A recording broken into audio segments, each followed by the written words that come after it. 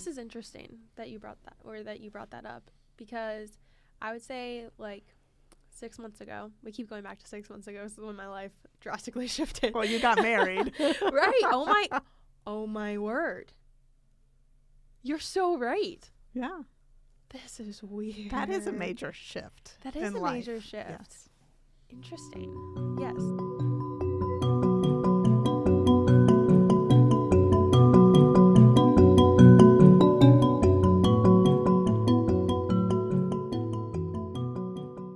So I got married. But 6 months ago is when I realized that I had been, up until that point, like, I would talk to my mom on the phone and she'd be like, how are you? I'd be like, well, like, and I'm a very positive person, but for some reason there was something that, like, I felt like if something had to get done, I had to do it. It didn't matter what it was. If it was like picking up his laundry from the cleaners or something, I was like, no, it's fine. Like, I will do this. And I'm like, why am I putting all of this on me so that I'm running around 100 miles per hour? And it was like a weird guilt. Like, I felt like I had to do these things. I don't know. And then I finally was just, no, I'm not.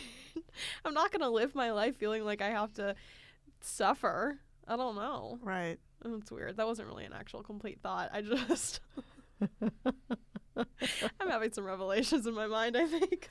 Well, it is interesting because I don't know where I heard this recently about the roles in marriage and how even though women have become more and more equal in the workplace, in the home, behind closed doors, the roles are still very traditional. And what are we as women doing to help evolve that? So what I hear you saying is that you were taking on this very traditional role, Right.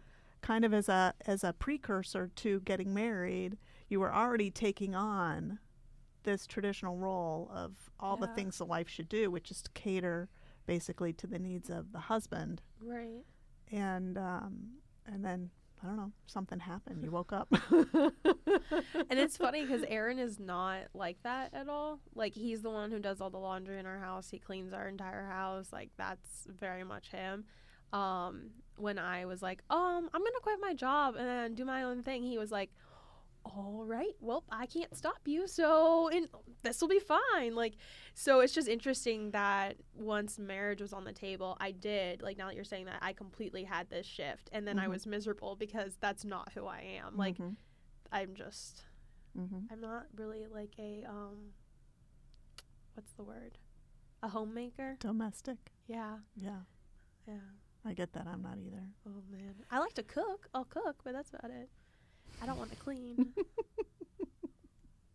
It is so true, though. Women tend to take on those domestic roles in a very traditional way, and it's almost like it's genetic. We just have this natural tendency, and we actually, at least in my case, I actually have to go through the mental process and say, no.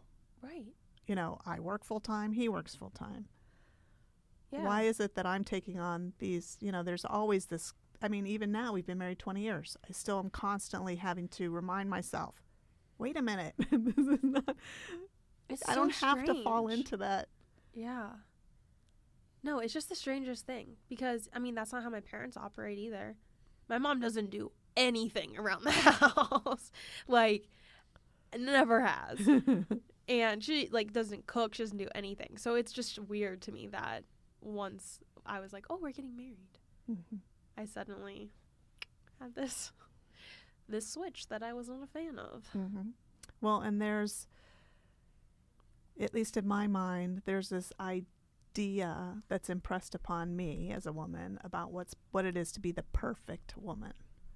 And that perfect woman looks a certain way, she acts a certain way, she's won certain awards, she has been certain amount of success in her work, her husband, is happy, they have this dynamic sex life, they maybe have 2 kids and a dog, and the kids are 4.0, Right. and the yeah. dog heals.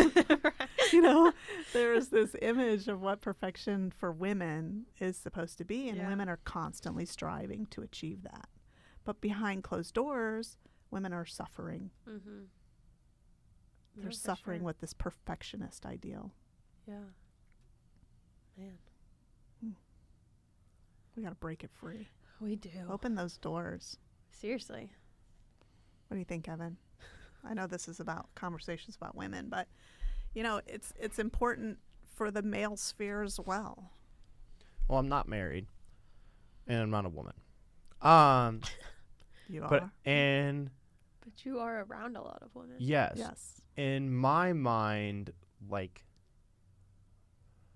I've noticed that I only hang around women who are sort of like you two. We're like, there's no managing you.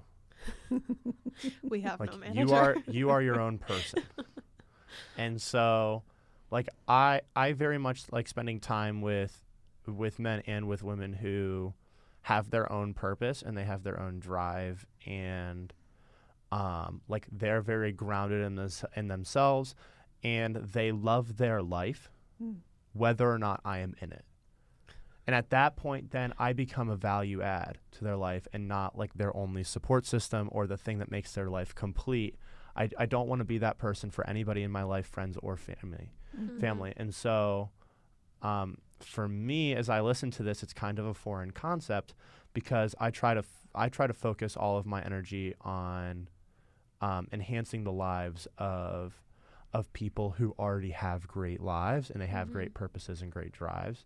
And I think like what I'm really hearing out of both of you is women are getting married and then their purpose is changing to something that's not their purpose. And so then it's a one-sided household, or it's a one-sided like domestic relationship, because there's this deep-rooted purpose that's no longer being fulfilled, and instead women are fulfilling this purpose that they think they need to be fulfilling, or they should be fulfilling, to go back to our favorite word. And at that point, work isn't fun, and fun isn't fun. And so you're really suffering through the entirety of your life. That sounds horrible. That's the conversation that I think is really important, is how do you in a marriage allow both people to find their purpose and divide the things that you don't want to do evenly.